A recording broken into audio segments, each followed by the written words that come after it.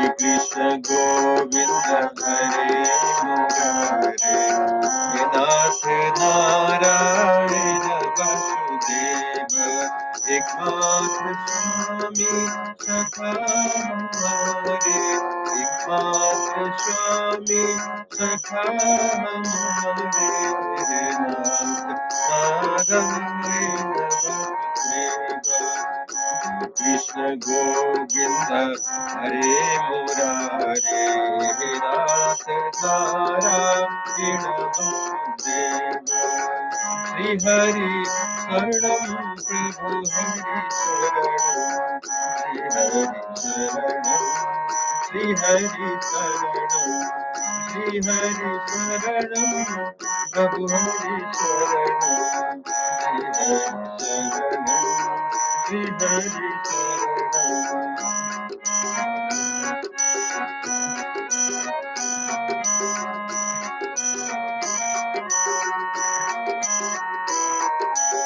श्री हरि शरणं प्रभु हरि शरणं, श्री हरि शरणं, श्री हरि शरणं प्रभु हरि शरणं, श्री हरि शरणं,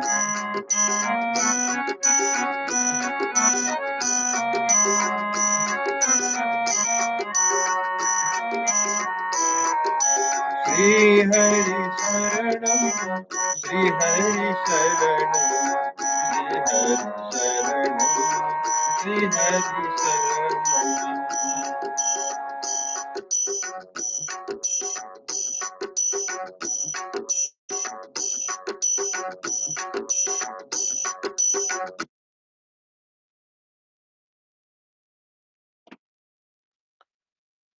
जय श्री कृष्ण, जय श्री हरि। आज म श्री हरिवंश पुराणको 228औं दिनमा छु र आज म यहाँहरू समक्ष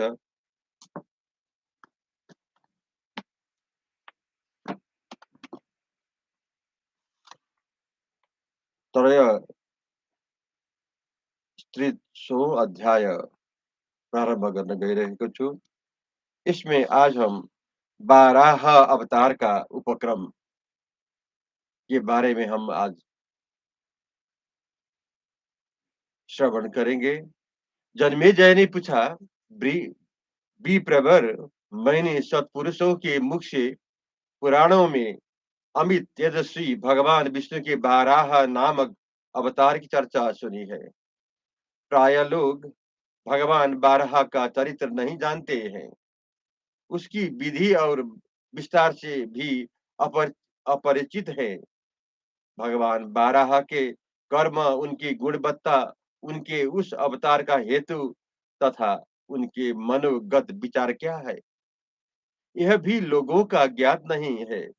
उस बाराह का स्वरूप क्या है, उसकी मूर्ति कैसी है, उसके देवता कौन है, उसका आचार और प्रभाव क्या है, अथवा उसने पूर्व काल में कौन सा कार्य किया था, यह मेरा संशय रूप से प्रश्न है। यज्ञ के लिए एकत्र हुए इन महात्मा ब्राह्मणों के लिए भी बाराह अवतार संबंधी कथा का श्रवण विस्तार पूर्वक अपेक्षित है। अतः आप इसका वर्णन करें।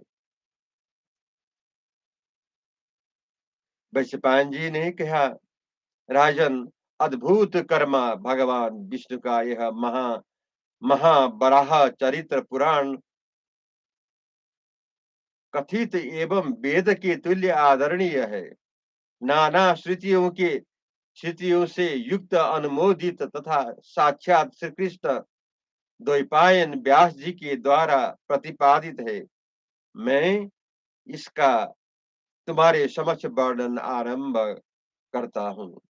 राजा जन्मेजय, मधुसूदन भगवान नारायण ने बराह रूप धारण कर उदार वैदिक श्रुतियों से अलंकृत, पवित्र एवं प्रयत्नशील हो, जिस प्रकार एकाड़ब के जल में डूबी हुई पृथ्वी का अपनी एक दाढ़ के द्वारा उद्धार किया, वह सब चरित्र सुनो।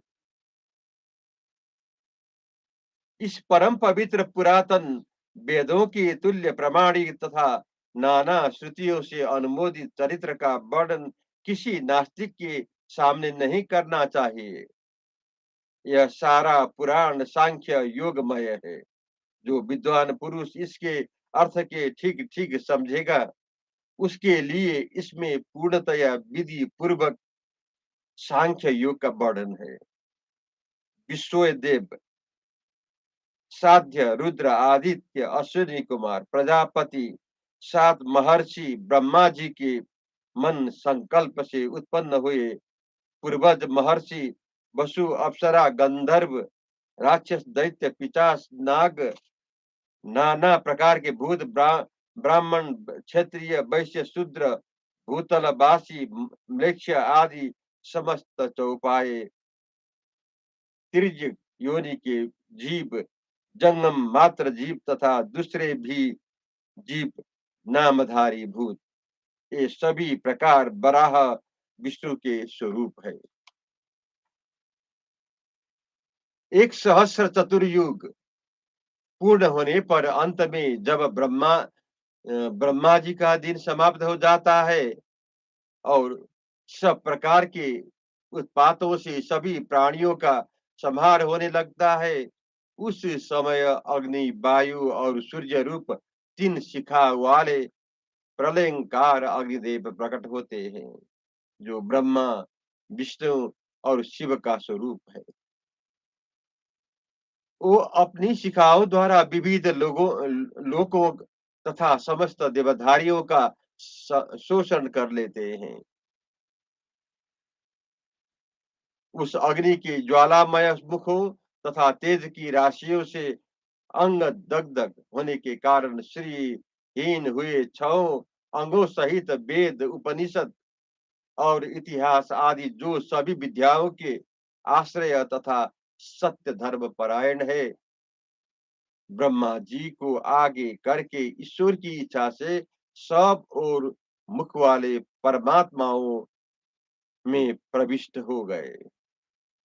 वह दिन आने पर 33 कोटि संख्या वाले समस्त देवता भी महान अविनाशी संहार स्वरूप महायोगी प्रभु श्री नारायण हरि में प्रवेश कर जाते हैं। जैसे इन जगत में सदा ही सूर्य देव के उदय और अस्त बने रहते हैं, अर्थात एक देश में विद्यमान सूर्य जब दूसरे देश में नहीं दिखाई देता, तब उस देश के लोग उसे अस्त हुआ कहते हैं, और जब वह दिखाई देने लगता है, तब उसका उदय हुआ मानते हैं।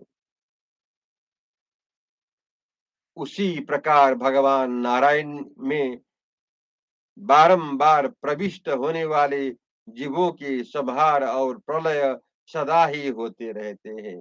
तात्पर्य तात्पर्य यह है कि ब्रह्मा जी की दिन के अंत में जब सारा जगत नारायण में प्रविष्ट हो जाता है, तब उसका प्रलय हुआ कहा जाता है, क्योंकि प्रलय अवस्था में मार्कंडेय जी के को नारायण के उदर में पूर्ववत जगत का दर्शन हुआ था। सहस्र चतुर्युग पूर्ण हो जाने पर एक कल्प का संहार हो जाता है, फिर उसमें कुछ भी शेष नहीं रह जाता। उस अवस्था में जीवन का किया हुआ सब कुछ नष्ट हो जाता है।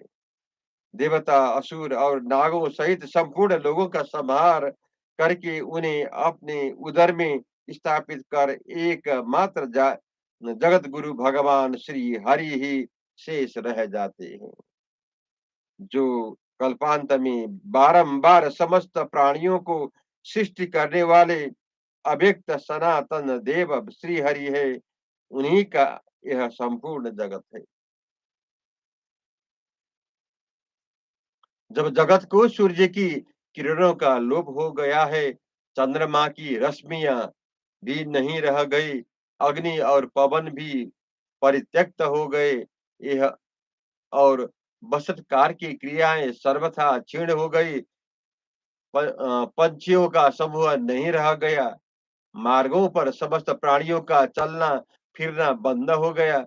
जब यह जगत मर्यादा रहित, भयंकर और सब ओर से अंधकार से आच्छन्न हो गया, जब इसमें सभी लोग अदृश्य हो गए, सब कर्मों का अभाव हो गया, सब ओर से शांति छा गई, सबका अंत हो गया, बैर विरोध नष्ट हो गए, सब लोग अपनी स्वाभाविक स्थिति को पहुंच गए और सारा विश्व नारायण स्वरूप हो गया।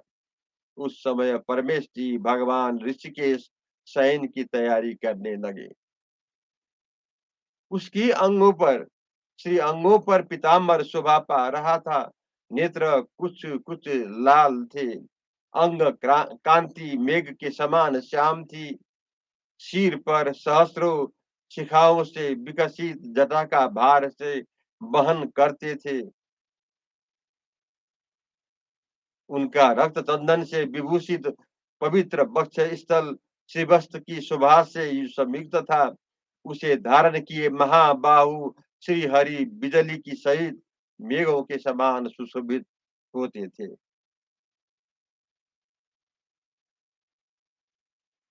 उस समय उनकी गले में सहस्र कमलों की माला शोभा पा रही थी। उनकी पत्नी साक्षात लक्ष्मी उनके संपूर्ण शरीर को घेर कर खड़ी थी। समस्त लोकों के पितामह तथा अमित पराक्रमी हुए धर्मात्मा नारायण बिंद्रा योग का आश्रय ले किसी अनिवर्तनीय ढंग से सो गए। तदंतर सहस्रों वर्ष पूर्ण होने पर वो सर्वव्यापी देवेश्वर पुरुषोत्तम स्वयं नहीं जागृत हुए, स्वयं ही जागृत हुए। प्रत्येक कल्प अंत में इसी तरह सोते और जागते हैं।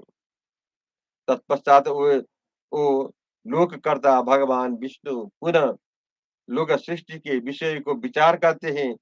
ब्रह्मोचित कर्म द्वारा पितरों, देवताओं, असुरों तथा मनुष्य की उत्पत्ति के विषय में सोचते हैं। इससे इसके बाद वह युद्ध विजयी तथा वाणी के अधिपति भगवान नारायण देवताओं के प्रयोजन का विचार करते हैं और संपूर्ण जगत की सृष्टि करने लगते हैं। वो ही भूतों के सृष्टा तथा भौतिक वस्तुओं को विचित्र रूपों में उत्पन्न करने वाले हैं। वो ही करने वाले, संहार करने वाले और प्रजा के पालक है। धाता, विधाता, संयम, नियम और यम वो ही है। सब देवता नारायण की ही उपासक है। संपूर्ण क्रियाएं नारायण को भी प्राप्त होता है। यज्ञ की परम आश्रय नारायण ही है तथा श्रुतियों का परम बाध्य तत्व भी वही है। मोक्ष की पराकाष्ठा नारायण ही है। सर्वोत्तम गति श्री नारायण ही है। धर्म के परम लक्ष्य नारायण ही है और यज्ञ में भी नारायण की ही प्रसन्नता के लिए किया जाता है।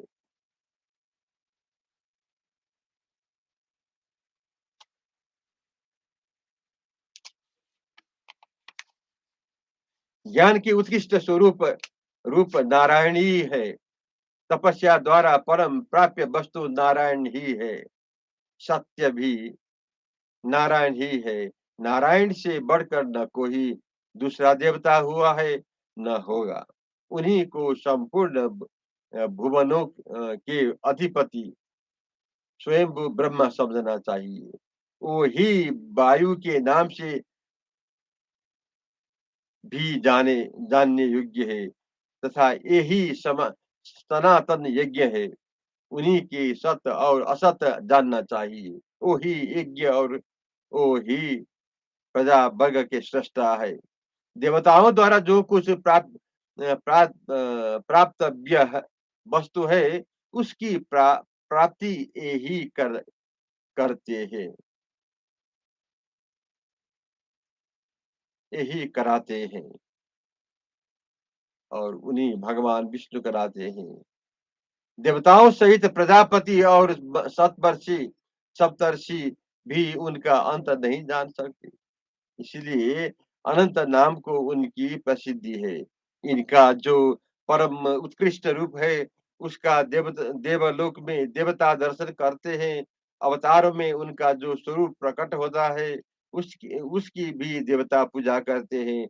उसे जगत भगवान को स्वयं नहीं दिखा दिया, उसका अन्वेषण किया। कौन अन्वेषण कौन कर सकता है? वो समस्त प्राणियों के नेता उठ जठ जठरा दल और प्रणाली की गति तथा तप, तेज और अमृत को निधि है। चारों ओर से चारों आश्रमों और वर्णों में चा चतुर्होत्र यज्ञ का फल भोगने वाले तथा उस फल की प्राप्ति कराने वाले ही वही है। वो चारों समुद्र तक व्याप्त है तथा चारों युग को आवृत्ति कराते हैं। इन महायोगी श्री हरि संपूर्ण जगत का संहार करके उसे अपने गर्भ में स्थापित कर सकते हैं। वर्षों तक धारण करके करने करने के पश्चात अगर अखंड ब्रह्मांड के रूप में प्रकट हुआ किया। वेदों का धारणा और पालना करने वाले जन्मेजय उस समय इन भगवान प्रजापति, देवता, असुर, द्विज, नाग, अप्सरा, महाौषधि, पर्वत, यक्ष और गुह्य गुह्य को समित राक्षस कुल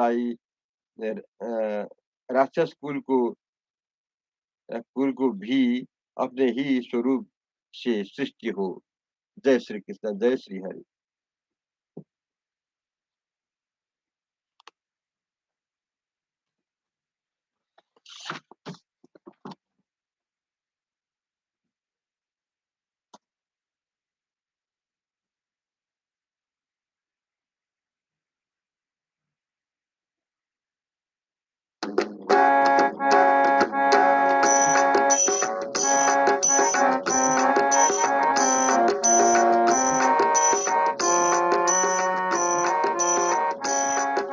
श्री कृष्ण गोविंद हरे मुरारे, हे नाथ नारायण वासुदेव, एकमात्र स्वामी सखा हमारे, एकमात्र स्वामी सखा हमारे, हे नाथ नारायण वासुदेव। श्री हरि शरणम प्रभु हरि शरणम, श्री हरि शरणम, श्री हरि शरणम, श्री हरि शरणम प्रभु हरि शरणम, श्री हरि शरणम, श्री हरि शरणम, प्रभु हरि शरणम, श्री हरि शरणम, श्री हरि शरणम, श्री हरि शरणम, श्री हरि शरणम।